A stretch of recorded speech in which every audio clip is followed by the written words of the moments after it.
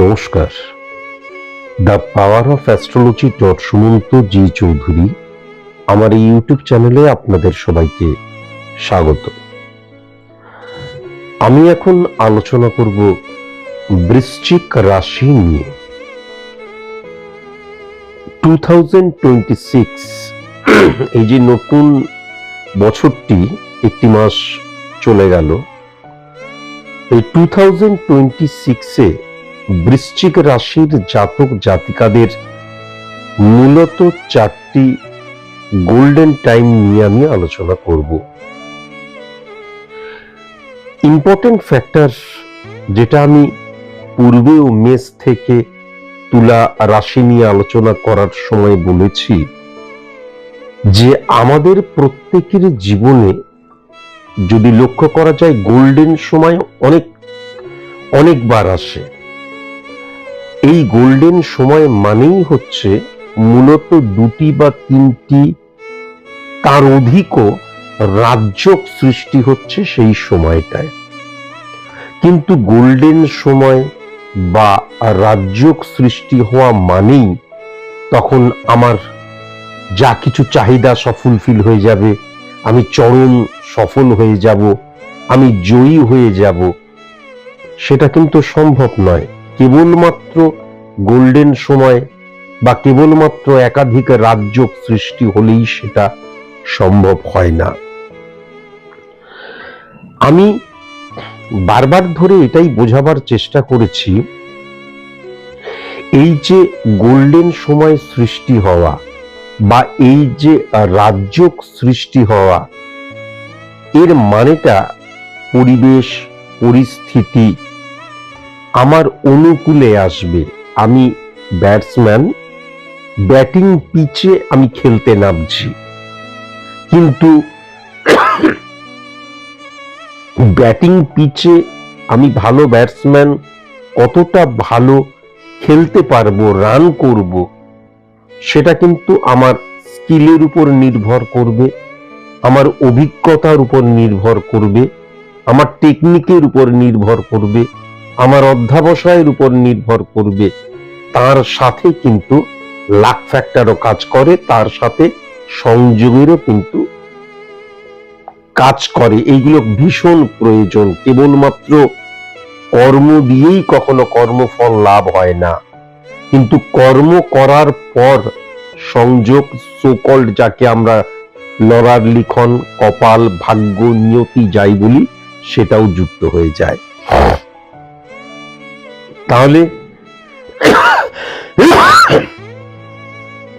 এই যে আমি আলোচনা করব বৃশ্চিক রাশি নিয়ে, তার গোল্ডেন সময় নিয়ে, তার অর্থ এই নয় যে এই সময়টাই অটোমেটিকলি আমার কাছে সফলতা ধরা দেবে। কেননা আমি পূর্বেও বুঝিয়েছি, শ্রীকৃষ্ণ থেকে লেনিন প্রত্যেকের যে কি বলবো, তাদের যে উবাচ যাকে বলা যেতে পারে, তাদের যে শ্লোক বলা যেতে পারে, তাদের যে কথন বলা যেতে পারে, তার মধ্যে দিয়ে বুঝিয়েছি। যেমন লেনিন বলেছিলেন, success is the maximum utilization of ability that you have. কত বড় কথা। আবার যদি শ্রীকৃষ্ণকে দেখা যায়, তিনি কিন্তু এই একই কথা বলেছিলেন, সেটা হচ্ছে সৌকর্ম স্বনিন্দতি স্বপ্রভেদ সুচিতা ত্যাজ্যতি প্রাণ পাপিস্তা প্রণপি কৌনি স্বাদৌরিব্য সুচিত সৌভাং সার্বা। তাহলে আমার পারফরমেন্সের পেছনে কিন্তু আমার স্কিল, আমার ডেডিকেশন, ডিভোশন, ডিটারমিনেশন, আমার জ্ঞান, আমার প্রজ্ঞা, এই সমস্ত কিছু কাজ করে। কেননা আমার শিক্ষা এবং কঠিন পরিশ্রম আমার মধ্যে কনফিডেন্সের জায়গাটাকে কিন্তু ইনক্রিজ ঘটায়। এটা ভুলে গেলে কোনো মতেই চলবে না। আজকের এই আলোচনাটা পুরোপুরি কিন্তু আমি সার্বিক মতে করছি। আমি আগেও বলেছি, বহুবার বলেছি, যে স্পেসিফিক ভাবে কখনোই কারোর সম্পর্কে আমি প্রেডিক্ট করতে পারবো না। যদি স্পেসিফিক ভাবে জানতে হয় তাহলে আমার চেম্বারে আমার কাছে আসতে হবে।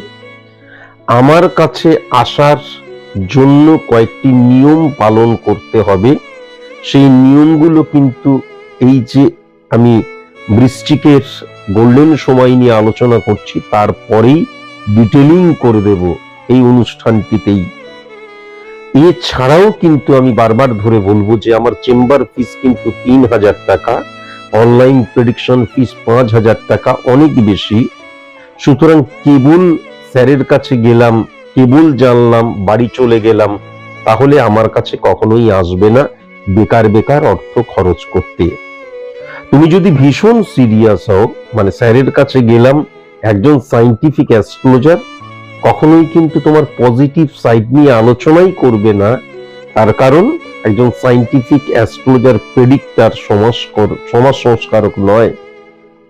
সুতরাং তোমার নেগেটিভ সাইডটাকে নিয়ে আলোচনা করবে। তুমি জানলে, এবং এতটাই সিরিয়াস তোমাকে হতে হবে যে দরকার হলে মানে বাইহুক বাইক্রুক ঘটি বাটি বিক্রি করে হলেও আমি নেগেটিভিটিকে অফ করব। এতটাই সিরিয়াস যদি তুমি হও তবেই কিন্তু তুমি আমার কাছে আসবে। তা না হলে পশ্চিমবঙ্গে অনেক ভালো ভালো অ্যাস্ট্রোলজার রয়েছেন, তাদের কাছে যেতে পারো। ইম্পর্টেন্ট ফ্যাক্টর যেটা হচ্ছে, প্রথমে এই গোল্ডেন সময়টা বলার আগে আমাকে কয়েকটি কথা বলতেই হবে। বৃশ্চিক রাশি সাপেক্ষে বেশিরভাগ মাসের ক্ষেত্রেই আমি যেটা লক্ষ্য করতে পারছি তা হচ্ছে 11th হাউস বা 10th হাউস অথবা সূর্যের অবস্থান সূর্যের ঘরকে, সিংহ রাশিকে বলবান করে দিচ্ছে। কিন্তু বেশিরভাগ ক্ষেত্রেই এর রিফ্লেকশনটা 11th হাউসে এবং 8th হাউসকে প্রভাবিত করছে। এবং খুব ভালো মতন যদি লক্ষ্য করা যায় যে এই বৃশ্চিক রাশির অধিপতি গ্রহ মঙ্গল, সেই মঙ্গল এবং কেতুর অবস্থান সৃষ্টি হচ্ছে, যেহেতু রবির ঘরে কেতু বসে রয়েছে।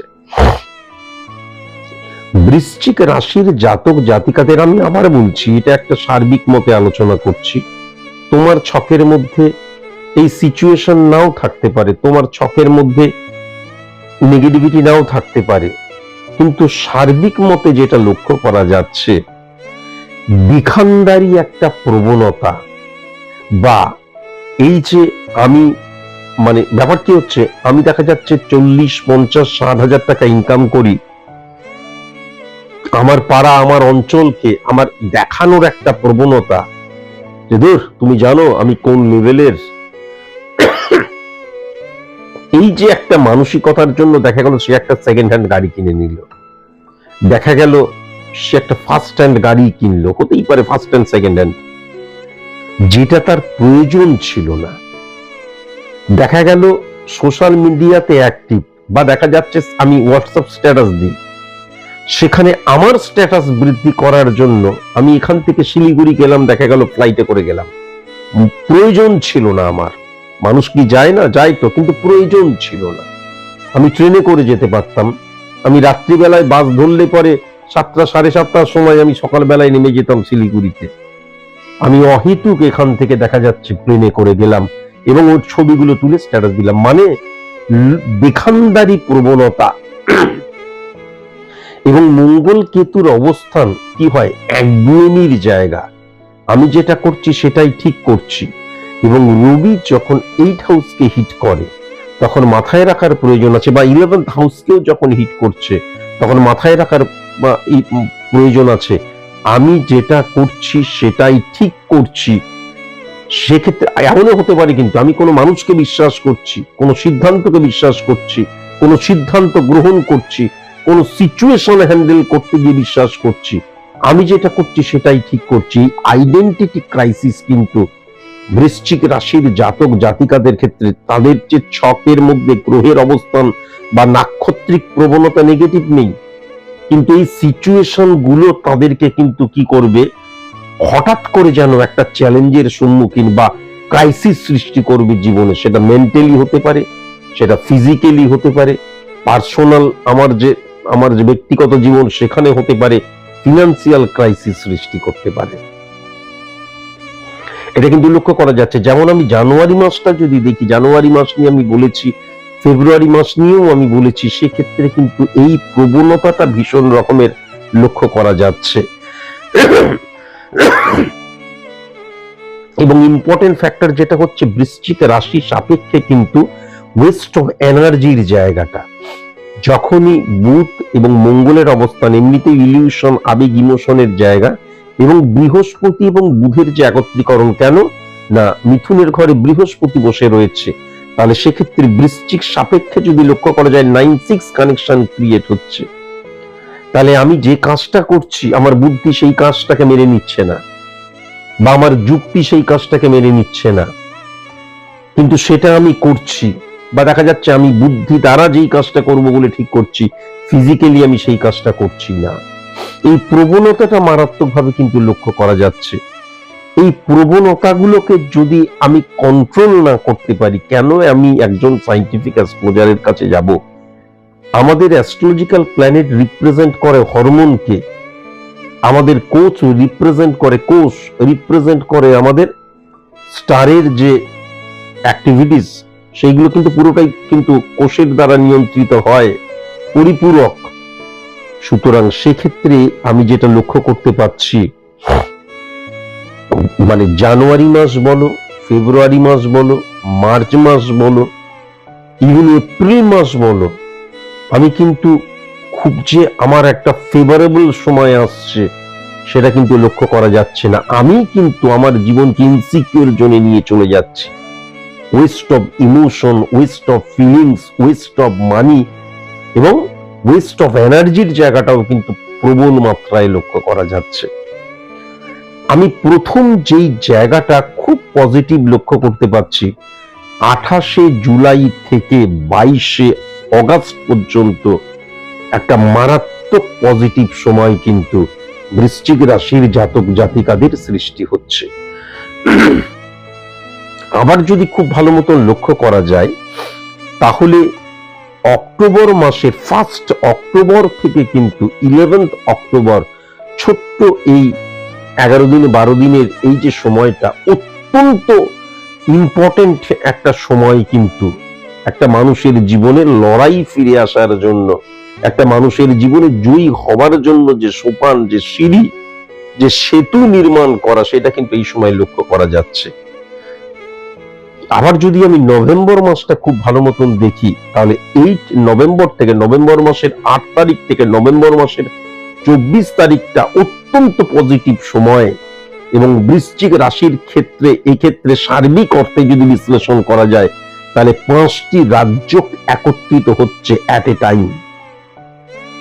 আর আমি যদি ডিসেম্বর মাসটা লক্ষ্য করি, তাহলে 13ই ডিসেম্বর থেকে 25শে ডিসেম্বর একটা খুব পজিটিভ সময়, সেমি রাজ্য কিন্তু সৃষ্টি হচ্ছে।